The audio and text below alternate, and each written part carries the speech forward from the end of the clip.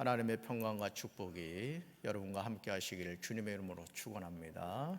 오늘 히브리서 5장 1절부터 14절까지 말씀으로 선악을 분별하며 살라, 선악을 분별하며 살라, 이런 제목으로 말씀의 은혜를 나누고자 합니다.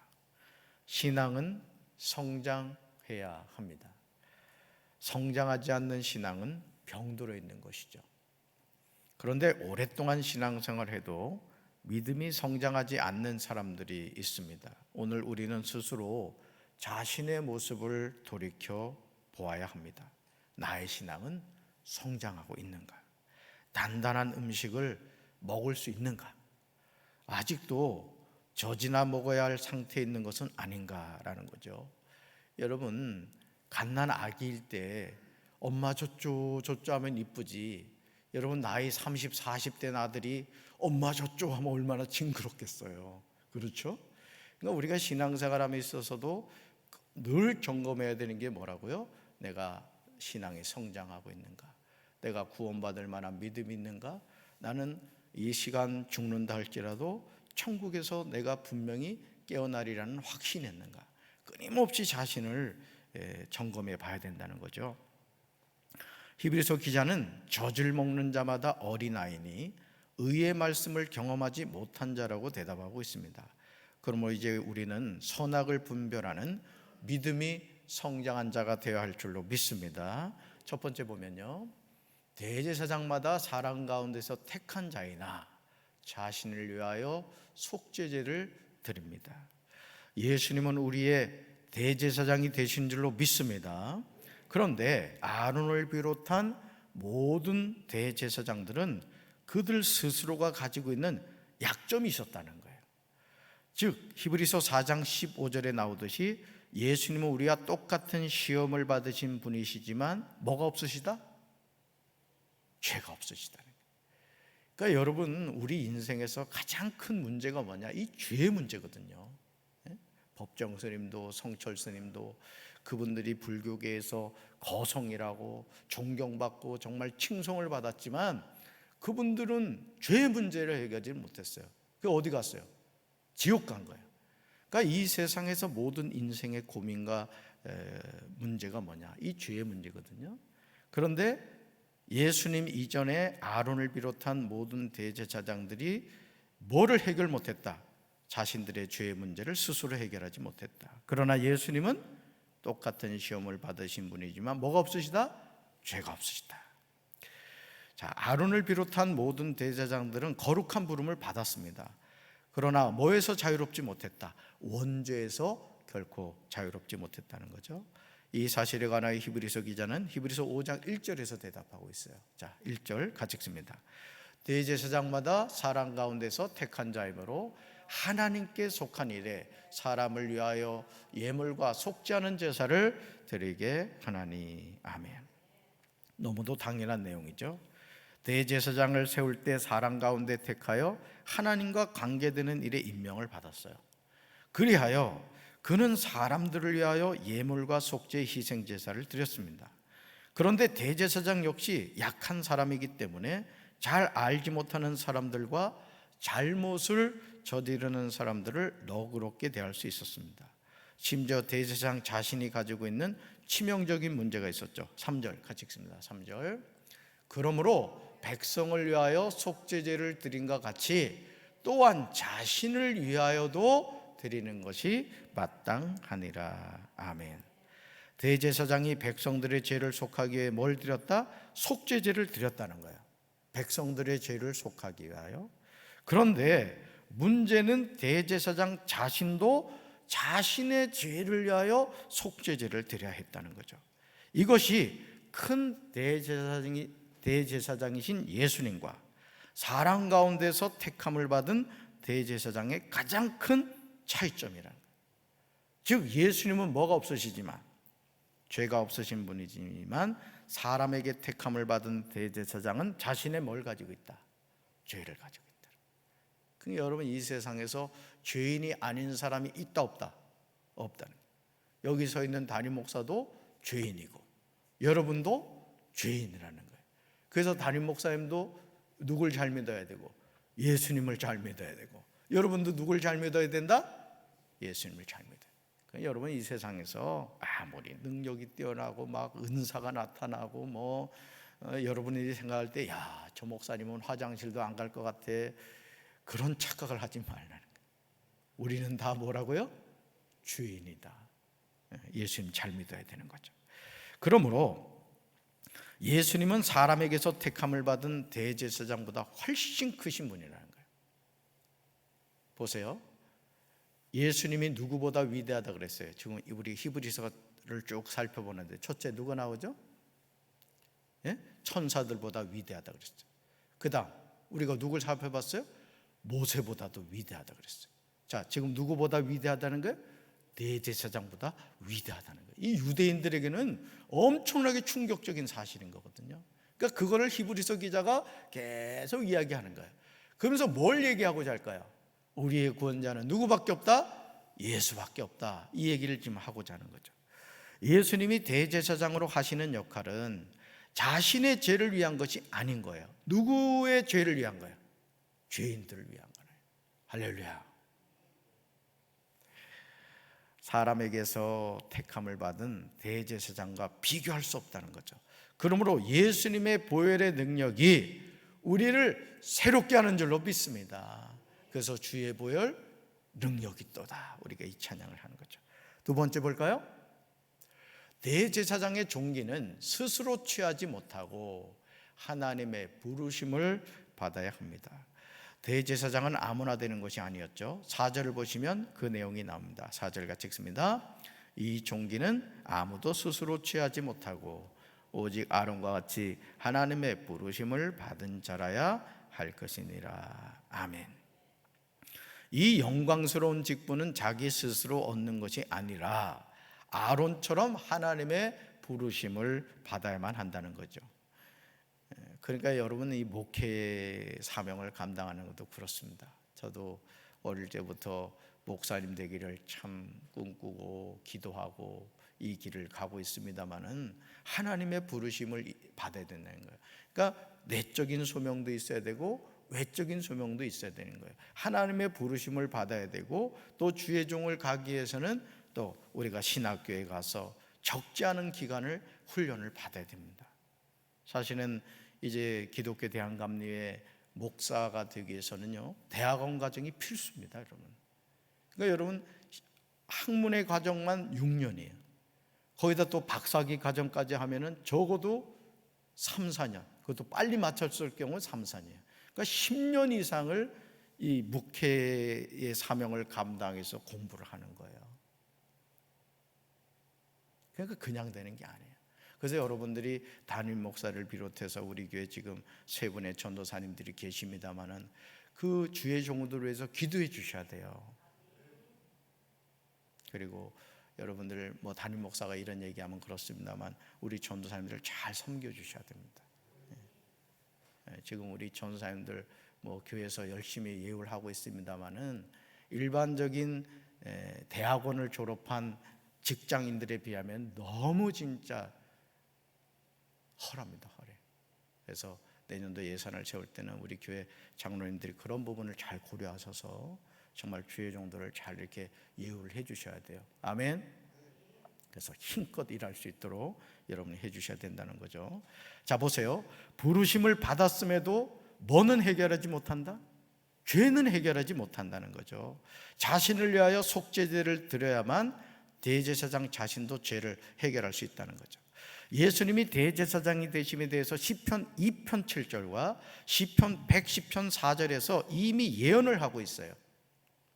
예수님이 우연히 된 것이 아니라는 거예요. 그러니까 여러분, 우리가 구약 성경 39권을 읽으면서 항상 우리가 누구를 바라봐야 돼요? 오실 예수님을 볼 수 있어야 돼요. 그러니까 창세기부터 말라기에 이르기까지 구약 성경 39권은 계속 우리에게 뭘 얘기해 주느냐? 너희는 죄인이야. 내가 죄인인 너희를 위해 구원자 보내줄게. 그 구원자가 누구다? 예수다. 이걸 계속해서 보여주는 겁니다. 그래서 제가 최근에 유튜브에서 히브리인, 그러니까 이스라엘 사람들 가운데 메시아이신 예수님을 만남으로 그리스도인이 된 사람들의 간증을 제가 지금 듣고 있어요. 근데 그분들이 하는 얘기 가운데 하나가, 여러분들 생각할 때 이스라엘 사람들이 구약 성경에 아주 능통할 것 같죠. 근데 놀라운 사실은 제가 그분들의 간증을 들으면서 성경을 안 읽더라고요. 성인식 될 때 그때 저기 하고는 성경을 아예 안 읽더라고요. 근데 그 사람들이 하나님이 이렇게 만나주시는 사람을 통해서 복음을 듣게 되고, 마태복음부터 요한계시록을 읽으면서 구약에서 예언된 메시아가 예수구나, 이걸 깨닫게 된 거예요. 그러면 삶이 거듭나게 된 그 간증을 제가 듣고 있거든요. 여러분도 한번 들어보시면 좋을 것 같아요. 자, 예수님이 하늘에서 뚝 떨어진 게 아니에요. 그러니까 여러분이 구약 성경 읽을 때는 항상 누구를 염두에 둬요? 예수를 염두에 둬야 된다는 거죠. 자, 5절과 6절 같이 읽습니다. 5절과 6절. 또한 이와 같이 그리스도께서 대제사장 되심도 스스로 영광을 취하심이 아니요 오직 말씀하시니가 그에게 이르시되 너는 내 아들이니 내가 오늘 너를 낳았다 하셨고, 또한 이와 같이 다른 데서 말씀하시되 내가 영원히 멜기세덱의 반차를 따르는 제사장이라 하셨으니. 아멘. 예수님은 스스로 대제사장이 되시려고 하지 않으셨습니다. 또한 스스로 영광을 취하시지도 않으셨어요. 오직 아버지 하나님이 아들이신 예수님에게 말씀하셨어요. 뭐라고요? 너는 내 아들이니 내가 오늘 너를 낳았다. 예수님이 대제사장이 되심에 대해서 이것보다 더 명확한 대답이 어디 있겠어요? 예수님은 사람 가운데서 택하심을 받은 대제사장이 아닙니다. 내가 영원히 멜기세덱의 반차를 따르는 제사장이 되리라고 말씀하셨어요. 즉 사람 가운데서 택함을 받은 대제사장들과 근본적으로 다른 거예요. 그래서 여러분 복음서에 보면 예수님이 부모님과 함께 예루살렘 성전에 올라가신 적이 있었죠. 근데 어떻게 하다 보니까 세상에 참 이 요셉하고 마리아도 대단한 부모야. 아니 그 큰아들 없어진 것도 모르고 며칠을 그냥 간 거예요. 가다 보니까 아들이 없는 거예요. 아이고 이 큰일 난 거예요. 그 아들 찾으러 갔더니 어디 있었어요? 성전에서 그 랍비들하고 예수님이 얘기를 하고 있는 거예요. 그래서 마리아가 그러잖아요. 아니 아들아, 너 어떻게 이럴 수 있냐? 너 왜 여기 있어? 그랬더니 아들이 내 아버지 집에 있는 것이 잘못됐느냐, 이런 식으로 이제 이야기하는 것을 보게 되죠. 그러면서 예수님 스스로가 내가 하나님의 아들이구나, 이 자의식을 가지고 있었던 거죠. 자, 세 번째 볼까요? 예수님은 아들이시면서도 받으신 고난으로 순종함을 배우셨음을 알아야 됩니다. 예수님이 멜기세덱의 반차를 따르는 제사장이 되셨다는 것은 하나님의 약속이 이루어진 것을 의미합니다. 예수님은 아론의 계열을 따른 게 아니죠. 그렇죠? 아론의 후손이 아니라는 거예요. 멜기세덱의 반차를 따랐다는 건 뭐예요? 하나님이 아들이신 예수님을 대제사장으로 세우셨다는 그런 뜻이거든요. 근데 놀랍게도 예수님이 자신이 육체를 입고 계실 때 아버지 하나님과의 관계에서 친밀함을 가지고 계셨던 것을 보게 됩니다. 아니 죄인들을 위한 중보자로 사시기 위해서 어떤 삶을 사셨는가에 대해서 우리는 주목해 봐야 돼요. 7절 볼까요? 7절 같이 읽습니다. 그는 육체에 계실 때에 자기를 죽음에서 능히 구원하실 이에게 심한 통곡과 눈물로 간구와 소원을 올렸고 그의 경건하심으로 말미암아 들으심을 얻었느니라. 아멘. 예수님은 육신으로 세상에 계실 때에 자기를 죽음에서 구원하실 수 있는 분께 큰 부르짖음과 많은 눈물로써 기도와 탄원을 올리셨다는 거예요. 아버지 하나님은 아들이신 예수님의 경외심을 보시고서 그 간구를 들으셨다는 거죠. 정말 놀랍지 않습니까? 히브리서 기자는 8절로 10절에서 이런 예수님의 모습에 관하여 다음과 같이 기록하고 있어요. 8절부터 10절 읽습니다. 그가 아들이시면서도 받으신 고난으로 순종함을 배워서 온전하게 되셨은즉 자기에게 순종하는 모든 자에게 영원한 구원의 근원이 되시고 하나님께 멜기세덱의 반차를 따른 대제사장이라 칭하심을 받으셨느니라. 아멘. 사랑하는 성도 여러분, 예수님은 하나님의 아들이시면서도 자신이 받으신 고난으로 아버지 하나님께 순종함을 배우셨습니다. 그리고 그 고난으로 말미암아 온전하게 되셨죠. 그러니까 여러분, 아들이신 그 예수님이 죽기까지 순종하는 것을 보게 되죠. 그러니까 우리가 신앙생활을 하면서도 주님의 말씀이라면 우리가 죽기까지 순종해야 될 줄로 믿습니다. 그러니까 주기철 목사님이 그 신사참배 뭐 어렵습니까? 그냥 한번 꾹뻑 절하면 되는 거지. 내 마음속으로는 하나님, 저는 하나님만 섬깁니다 하면서 아니 그냥 꾹뻑 절하면 되는 거 아니에요. 살아서 그래도 주님의 일을 해야 될 거 아니에요. 우린 이렇게 자기 자신을 변명하려고 하죠. 그러나 주기철 목사님은 예를 들어서 하나님 외에는 절하지 말라 그랬죠. 거기에 순종한 거예요. 그러니까 오늘 우리가 하나님을 섬김에 있어서요, 타협하는 신앙이 아니라 하나님의 말씀이라면 그 말씀을 따르는 믿음의 결단이 있어야 될 줄로 믿습니다. 하나님은 그런 사람을 찾고 계시죠. 그렇다면 왜 예수님은 고난으로 순종함을 배우신 것일까요? 그 이유는 자기에게 순종하는 모든 자에게 영원한 구원의 근원이 되시기 위해서라는 거죠. 이런 순종으로 예수님은 아버지 하나님께 멜기세덱의 반차를 따는 대제사장이라 칭하심을 받으셨다는 거예요. 오늘 우리는 예수님의 이 순종함을 배워야 될 줄로 믿습니다. 이 순종함은 고난을 통하여 배우게 됨을 잊지 마셔야 돼요. 주님의 몸된 교회에서도 여러분이 이렇게 어떤 일을 할 때 내 생각이 왜 없겠어요? 그렇지만 우리 교회가 바로 서가기 위해서는 여러분이 담임 목사의 권위를 존중해주고, 또 부서에서도 마찬가지예요. 장로님이 그 부서의 장으로서 어떤 일을 이끌어갈 때 내 생각과 다르다 할지라도 또 장로님의 말씀에 여러분이 순종해 주시고, 또 교회 학교에서는 예를 마찬가지예요. 부장이 어떤 생각을 갖고 있으면 그 부장의 말에 또 손종해 주고, 여러분들이 그런 질서를 지켜주셔야 돼요. 아멘. 그럴 때 교회가 한 방향을 향해서 쫙 나갈 수 있는 거예요. 저는 우리 교회 성도들이 그런 순종함을 배워서 아름다운 교회를 세워가는 우리 성도들 되길 주님의 이름으로 축원합니다. 고난은 우리 신앙의 필수 코스임을 기억해야 돼요. 고난이 없이 믿음이 성장하지 않습니다. 하나님의 일은 고난을 통해 감당하는 거예요. 그러나 하나님이 여러분 우리의 눈물을 흘리며 씨를 뿌린 자 기쁨으로 곡식단을 거둔 것처럼 자녀들을 위해서도 눈물을 흘리며 기도할 때 그 눈물이 자녀들의 삶에 보석이 될 줄로 믿습니다. 할렐루야.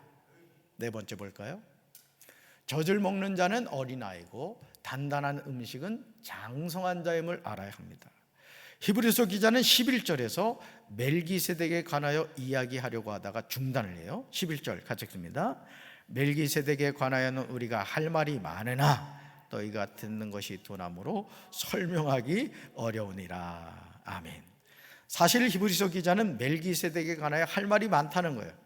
그런데 히브리서 기자가 중단한 이유는 이 일에 대해서는 아직도 할 말이 많지만 사람들의 귀가 제대로 열리지 않아 알아듣도록 설명하기가 어렵기 때문이라는 거죠. 그러면서 12절부터 14절까지 신앙의 성장에 관한 이야기를 강조합니다. 저는 말씀을 준비하면서 과연 우리는 지금 신앙이 성장하고 있는지 스스로 묻게 되었어요. 히브리서 기자가 12절에서 이렇게 책망하죠. 12절 같이 읽습니다. 때가 오래되었으므로 너희가 마땅히 선생이 되었을 터인데 너희가 다시 하나님의 말씀에 초보에 대하여 누구에게서 가르침을 받아야 할 처지이니 단단한 음식은 목 먹고 젖이나 먹어야 할 처지가 되었도다. 아멘. 사실 히브리서를 받는 성도들이 지금쯤 선생이 되었어야 할 터인데 오히려 하나님의 말씀에 대한 기초적인 원리를 다시 배워야 할 형편이 있다는 거예요. 그래서 제가 이 목회를 하면서 깨닫는 게 뭔지 아십니까? 모든 게 기초가 잘 돼야 돼요. 기도도 그렇습니다. 기도 생활도 내가 왜 새벽 제단을 쌓아야 되는지, 내가 왜 예배를 드려야 되는지를 알아야 되는 거예요. 헌금 생활도 마찬가지입니다. 헌금 생활도요, 이 신앙생활을 이게 하면서 처음부터 내가 왜 헌금을 드려야 되고 이 11조를 드린다는 게 뭐고, 감성금을 드린다는 게 뭐고, 절경금을 드린다는 게 뭔가를 바로 알아야 헌금 생활을 바로 하는 거예요. 이걸 바로 배우지 않으면 그냥 아까운 거야, 그냥. 그리고 다른 사람 헌금 생활하는 거 보면 큰일 날 것처럼 이렇게 느껴지고, 또 그것을 또 잘못 가르치는 경우가 있다는 거예요. 그러니까 모든 게 그렇습니다. 모든 게. 제가 여기 강경 와가지고 이 안경을 새로 했잖아요. 멋있죠? 우리 교회 권산이 안경점에 가서 했단 말이에요. 그 가서 이렇게 안경을 이렇게 하면서 내가 알게 된 게 뭐냐면은, 아이고 목사님, 이 안경 초점이 잘못되어 있네요, 그러는 거야. 난 그래도 아무 문제 없는 줄 알았더니 초점이 잘못됐다고 하면서 이 사인펜 가지고 이 안경에다가 이 점을 막 찍더라고. 그러면서 안경을 이렇게 쓸 때는 어떻게 해야 된다고 이렇게 알려주더라고. 그 제가 배웠지 뭐예요. 안경 쓴 지가 얼마나 됐는데. 그러니까 여러분, 모든 게 뭐예요? 기초가 잘 돼 있어야 돼. 건물도 이 기초 공사가 잘못되면요, 금이 가는 거예요. 그러니까 우리 저 재무부실 건물이 금이 가는 게 기초 공사가 잘못돼서 그런 거거든요. 그러니까 여러분들이 예를 들어 그렇습니다. 내가 목사다. 그래도 기초가 잘못됐으면 처음부터 다시 배워야 되는 거예요. 내가 뭐 목사고 장로인데 교만 떨지 마세요. 내가 잘못 배웠으면 처음부터 다시 시작하면 되는 거예요. 그게 지혜로운 인생이지, 괜히 기초도 잘못됐는데 말이에요, 내가 그동안 해왔던 것이 무슨 정답인 것처럼 그 고집에 얽매이지 말라는 거예요. 아멘? 다시 시작하면 돼요. 다시. 자, 보세요. 그래서 단단한 음식을 먹지 못하고 젖을 먹어야 될 사람이 되었다는 거예요. 신앙의 기초가 부실하면요, 신앙생활의 모든 것이 부실합니다. 저는 저부터도 혹여나 제가 기초가 잘못된 부분이 있다면 저는 다시 배워갈 겁니다. 이게 지혜로운 거죠, 안 그래요? 그런 거예요. 직분이, 잘 들으세요, 직분이 그 사람의 신앙의 온전한 성수가 아니에요. 우리 장로님들 잘 들으세요. 내가 장로기 때문에 내 신앙이 장로 수준이다, 착각하지 마세요. 점검하셔야 돼요, 스스로. 내가 정말 장로다운가, 또 장로로서 살고 있는가, 자신을 돌이켜봐야 돼요. 권사도 마찬가지입니다. 때 되면 권사 된다, 그런 생각하지 마세요. 권사보다 훌륭한 집사가 있고요, 장로보다 훌륭한 권사가 있어요. 목사보다 훌륭한 장로가 있습니다. 그러니까 여러분들이 내가 뭐 직분 가지고 뭐 그러지는 않겠지만 괜히 막 어깨 펴고 그러지 마세요. 겸손하게 내가 정말 구원받을 만한 믿음이 있는가 자신을 자꾸 보셔야 돼요. 괜히 또 여러분 책망하는 것 같은데 여러분들이 그렇다는 뜻이 아니에요. 자, 그러므로 저와 여러분은 끊임없이 주님 앞에 뭐 해야 된다? 무릎 꿇어야 돼요. 저도 늘 이렇게 신앙생활 하면서 제 스스로가 늘 질문을 합니다. 너 구원받을 만한 믿음이 있냐? 너 정말 이 목회하고 하나님 앞에 섰을 때 칭찬받을 그런 자신이 있어? 자신에게 늘 물어요. 여러분도 그래야 돼요. 자, 그렇다면 젖을 먹는다는 것은 무엇을 의미할까? 그것은 의의 말씀을 경험하지 못했다는 뜻이에요. 즉 올바른 가르침에 익숙하지 못하다는 거예요. 아무리 생명의 말씀을 전해도 속이의 경읽기 외에는 되지 않는 사람들이 있어요. 말씀이 들려야 될 줄로 믿습니다. 말씀을 못 듣는 사람이 있다니까. 제가 목회하면서 보니까 아주 귀를 막고 있어요. 그리고 자기 의에 충만해가지고 아주 뭐 나 혼자 아주 신앙생활 잘한다. 불쌍한 인생입니다. 여러분, 평생 교회 다니고 지옥 가면 그것만큼 억울한 일이 어디 있겠어요? 오늘 새벽제대 나오신 여러분들 다 천국 가시기 바라요. 아멘. 저도 그렇습니다. 저도 평생 목회하고 지옥 간다 생각해봐요. 지옥 가서 얼마나 억울하겠어요. 그러면 안 돼요. 신앙생활을 말씀 중심으로 하는 것이 아니라 내 중심으로 하는 사람들이 있어요. 그러니 작은 문제 앞에서도 신앙의 근본이 흔들리는 거예요. 이런 모습을 볼 때마다 담임 목사로서 마음이 아픈 거예요. 그러므로 저는 우리 교회 모든 성도가 히브리서 5장 14절의 은혜를 체험하게 되길 주님의 이름으로 축원합니다. 14절 같이 읽어요. 단단한 음식은 장성한 자의 것이니 그들은 지각을 사용함으로 연단을 받아 선악을 분별하는 자들이니라. 아멘. 단단한 음식물은 장성한 사람들의 것입니다. 그들은 경험으로 선과 악을 분별하는 세련된 지각이 있는 사람들이에요. 저는 저와 여러분이 장성한 믿음의 장부들이 되길 주님의 이름으로 축원합니다. 어떤 환난과 고난이 다가온다 할지라도 주님을 향한 그 시선이 세상을 향하는 것이 아니라 하나님의 나라를 향하고, 이 땅이 주는 상급을 바라보는 신앙이 아니라 하나님이 주실 상급을 바라보면서 믿음의 선한 싸움 끝까지 승리하는 우리 사랑하는 성도들 되기를 주님의 이름으로 축원합니다. 가슴에 손 얹읍시다.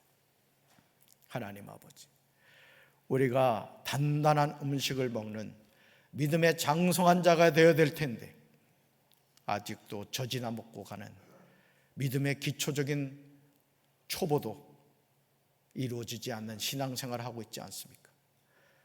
어쩌다 보니 목사가 되고, 어쩌다 보니 장로가 되고, 어쩌다 보니 권사가 되지는 않았습니까? 주님, 우리가 부실한 신앙의 기초를 가지고 있다면 다시 시작하게 도와주시고, 예수 그리스도를 향한 분명한 믿음을 가지고 믿음의 선한 싸움 끝까지 승리하여 우리가 천국에서 눈을 뜨는 구원받은 백성 되게 도와 주시옵소서. 오늘도 예수의 이름으로 부르짖어 기도할 때 성령의 불을 받게 하시고 우리의 믿음이 굳건해지게 도와 주시옵소서. 예수님의 이름으로 간절히 기도합니다. 아멘.